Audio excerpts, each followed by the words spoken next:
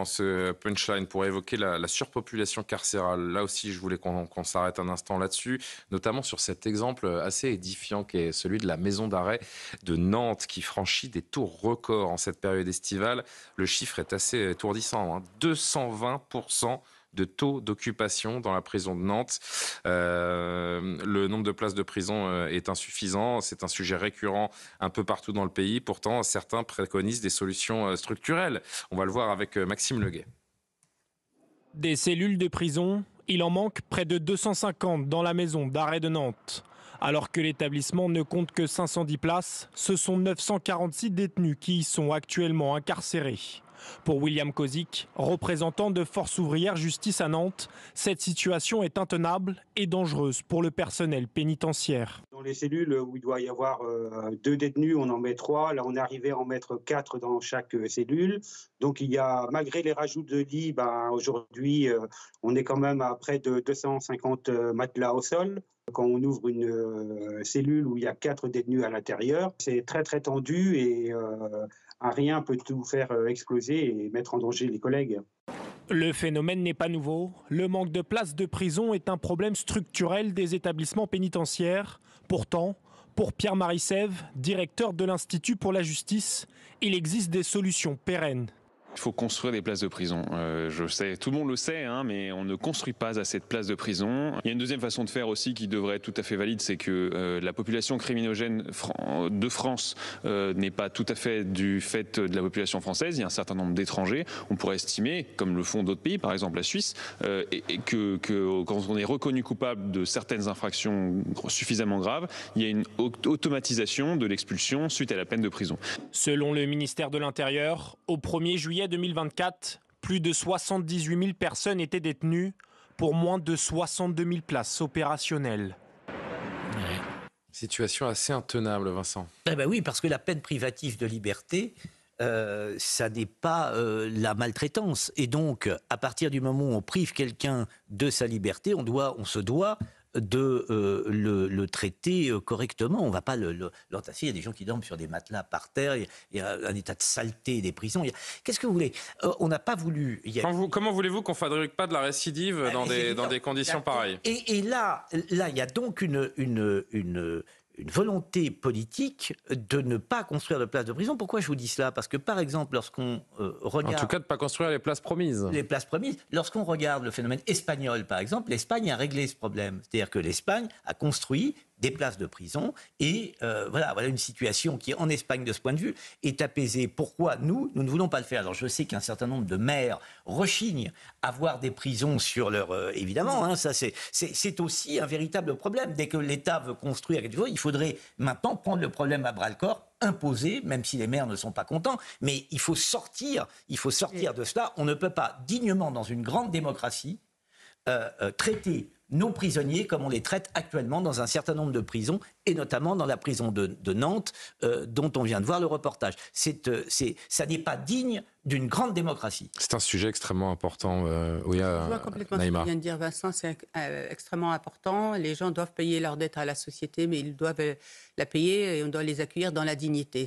Non, mais surtout, la prison doit remplir sa fonction de réinsertion, parce que sinon, ça n'a pas de sens. C'est un tiers des prisonniers qui... attendez, je vais le lire, ça va être plus simple.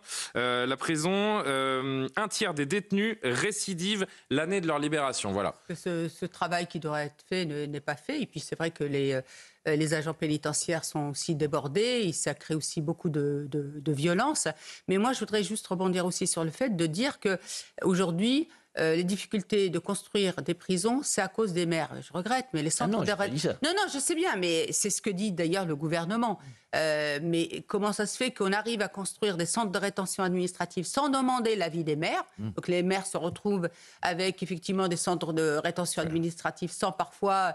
il y a moins de centres, il y a moins de CRA, comme on les appelle, que de prisons dans ce pays. Oui, mais par exemple, ça, on arrive à le faire en disant, vous n'avez pas votre mot à dire. Je décide d'ouvrir un centre de rétention administrative dans ce lieu, dans cette ville ou à proximité. Donc on arrive à le faire. C'est pareil pour la répartition aussi des migrants aujourd'hui. On répartit sans informer les maires. Souvent les maires... Demandez au maire d'Orléans ce qu'il en pense des dernières semaines. L'État ne peut pas toujours nous dire non, mais je ne peux pas parce que en fait, les élus ne veulent pas. à un moment, bon voilà. Et on peut peut-être aussi, voir pour déléguer ça au privé si on n'y arrive pas. Parce que, excusez-moi, mais on arrive bien à construire des immeubles, on va demander à McKinsey de s'en occuper. Non, mais... Par exemple, non, mais, Victor. Et puis après, il y a la question, effectivement, quoi fait la Suisse? Alors ça, je ne savais pas, mais la Suisse, si elle a mis en place un protocole pour que les étrangers dans son pays qui aillent en prison dans leur pays, moi je trouve que c'est ça qu'il faut faire. Je ne crois pas du tout que ça se passe comme ça. Je crois que la Suisse fait l'étranger qui a commis une infraction en Suisse fait sa peine et à la fin de la peine, expulsé. Ça, c'est la moindre des choses. Et je crois que nous, malheureusement, on ne le fait pas. Mais même la peine, je crois qu'on peut mettre en place aussi une collaboration avec les pays d'origine pour que les délinquants fassent leur peine de prison dans leur pays d'origine. On arrive bien à avoir des laissez-passer consulaires. Il y aurait déjà tellement de choses à régler pour libérer des places de prison. Je parlais de ce chiffre, un tiers des détenus qui récidivent l'année de leur libération. Un tiers des prévenus en prison sont en attente de jugement. Donc si la justice avait plus de moyens, était plus rapide également, et puis on sait que près de 25% des détenus dans ce pays sont étrangers aussi. Ça donne des pistes évidemment de réflexion. Ce qui est sûr, c'est que cette surpopulation, elle crée la récidive, elle rend les prisons encore plus criminogènes, et c'est un sujet, encore une fois, gravissime qui doit être pris à bras-le-corps. Amaury Brelet et Arnaud Klarsfeld. Et j'ajoute un chiffre, 30% des détenus souffrent de troubles psychiatriques, et beaucoup d'entre eux n'ont rien à faire en prison et devraient être pris en charge dans des unités de soins à l'extérieur des prisons. Il faut rappeler que le taux d'incarcération en France se situe en deçà de la moyenne européenne.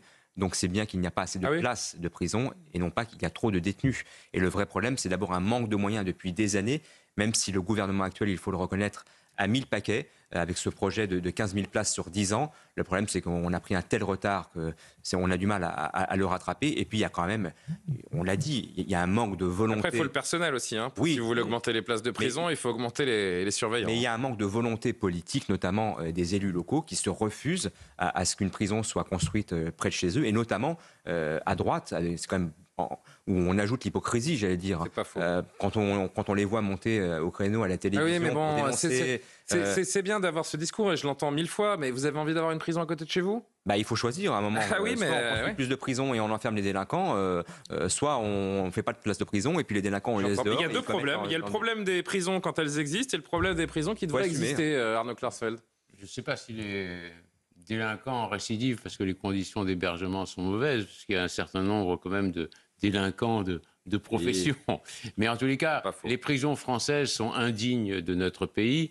C'est indigne pour ceux qui habitent les prisons, mais c'est aussi indigne pour l'image de la France. Et la France a peut-être été, il faudrait vérifier, déjà condamnée par la Cour européenne des droits de l'homme pour la manière dont elle traite ses prisonniers, pour les conditions d'hébergement. Maintenant, ce n'est pas simplement, je crois, les maires. C'est aussi la population française qui ne veut pas payer des milliards. Parce que vous faites venir un plombier pour réparer quelque chose chez vous, ça vous coûte quelques centaines d'euros. Imaginez de construire des prisons, pas simplement construire des prisons, mais les construire aux normes, ça coûte des centaines de millions d'euros. Donc il faudrait des milliards et des milliards d'euros pour construire le nombre de places de prison nécessaires. Je me rappelle, quand j'étais à la fac en 84, 85, quand je suis arrivé à Assas, il y avait un professeur de droit qui s'appelle Léoto, de droit pénal, et il disait qu'il y avait 50 000 places, 50 000 prisonniers à l'époque, en 84. Je ne sais pas combien il y en a aujourd'hui. J'aime bien vous recevoir parce qu'à chaque fois, on a des petits souvenirs personnels et c'est toujours plaisant. Enfin, je n'ai pas encore visité les prisons françaises, je vous le dirai peut-être la prochaine fois. Mais en tous les cas, en 84, il y avait 50 000 prisonniers. Il faudrait vérifier combien il y en a aujourd'hui. Il doit en avoir 70 000. On est à un peu moins de 80 000, je crois, aujourd'hui. On est à un peu moins de 80 000 prisonniers en France aujourd'hui. La France n'a pas dû en construire beaucoup des prisons depuis. Donc c'était déjà surpeuplé à l'époque. Alors maintenant, ça doit être à 120% ou 110% de taux d'occupation. Là, c'est 220% à Nantes. Et c'est 220% à Nantes, qui est un cas extrême et évidemment déplorable. Cette question des détenus étrangers, aussi un quart, je le disais, des détenus étrangers dans nos prisons. Est-ce que la clé du désengorgement carcéral, c'est l'exécution des peines dans les pays d'origine, parce que j'entendais Vincent sur cette question suisse faire des peines de prison puis expulser, mais est-ce qu'il ne faudrait pas faire l'inverse? Ah ben c'est toute la question. Là encore une fois, si vous voulez, sur tout cela, qu'est-ce qui s'impose? Ce qui s'impose, c'est une vision avec une volonté politique. Si l'on a la volonté politique ferme de construire des prisons, tout est question de volonté politique. Mais évidemment. Écoutez, vous avez vu, on a voulu sécuriser Paris. On a voulu, on a pu. Si on veut construire des prisons et régler ce problème, on peut. Vous savez que ça va devenir l'argument massu, ça, les JO. Ça va devenir l'argument massu. Vous avez réussi pendant les Jeux, alors montrez-nous que vous pouvez le faire de façon pérenne. À mon avis, le grand héritage de ces JO, il est précisément philosophique. Quand on veut, on peut. C'est ça l'héritage. Et là, pour les places de prison, vous êtes exactement sur le même phénomène. Certes, Arnaud Klarsfeld a raison, ça coûte très très cher, mais ça, des moyens, on peut les trouver à partir du moment où on a cette volonté politique. Et après, effectivement, on peut très facilement arguer du fait qu'à partir du moment où un étranger commet sur notre sol une infraction, il aille faire sa peine dans son pays d'origine, ce qui nous soulage de 25%, enfin ce qui nous libère 25% de places de prison. C'est pas total. Non mais attendez, un quart, c'est énorme. C'est pas totalement idiot et ça ne remet pas en cause, ça ne remet absolument pas en cause la règle de droit. De toute façon, le droit, il est fait pour s'adapter. Il est fait pour s'adapter aux sociétés. Oui, mais vous ne pouvez pas être sûr que d'abord que le pays le reprenne, et deux, que le pays ne le libère pas avant l'échéance de sa peine. Je suis même sûr que le pays ne le reprendra pas, si vous voulez mon avis. Mais enfin, il faut encore... C'est le problème des laissés-passer. Sa peine de prison. Parce qu'il n'y a pas simplement le mettre à l'écart, il y a aussi le faire payer l'acte qu'il a commis. C'est-à-dire les parties civiles ne seraient pas contents s'il était envoyé dans son pays d'origine et libéré à faire du surf ou à faire ce que... Oui, ça ne pose pas qu'un problème. Mais on pourrait... Il y avait des preuves de surf, c'est pour ça que le surf ça m'est passé par la tête. On pourrait régler ça, encore une fois, avec une volonté politique. Or, on voit bien que tant pour ce qui est des places de prison que pour en libérer, pour l'instant, nous n'en sommes pas là. Voilà la question. Parce qu'il y a des années que j'entends, on va construire sur 10 ans, sur 15 ans, tel ou tel... le président de la République a promis, alors j'ai plus le chiffre en tête, 15 000 mais... sur 10 ans. Combien vous dites? 15 000 sur 10 ans. Et on en est à... Ils promettent tout. Beaucoup moins. On est même en retard sur les objectifs, là. Amaury, un commentaire sur le fond de cette question. 25% de détenus, en effet, sont étrangers. À la prison de Toulouse-16, par exemple, on est à 50%. On est quasiment à 50% de détenus étrangers, qui sont quasiment tous des clandestins et quasiment tous algériens. Et la question se pose, en effet, pour les renvoyer chez eux, il faut des autorisations des pays d'origine. Et je crois qu'il y a des conventions qui existent. Il y a des conventions qui permettent à ces étrangers de réaliser leur peine dans leur pays d'origine, mais je note qu'elles sont mal appliquées ou pas vraiment appliquées, essentiellement d'ailleurs parce que, et c'est ce qui vient absolument d'être dit par Arnaud Klarsfeld, que le pays d'origine n'en veut pas. Mais Vincent a raison, il y a un manque... Et que les moyens de pression ne sont jamais mis véritablement sur la table. Il y a un manque de volonté politique et diplomatique, comme par exemple avec l'Algérie. Toujours les mêmes... Il faudrait voir si dans l'histoire, est-ce qu'il y a toujours eu des prisons? Parce que peut-être que dans l'Antiquité... Est-ce qu'il y a toujours eu des prisons? C'est-à-dire, on pouvait...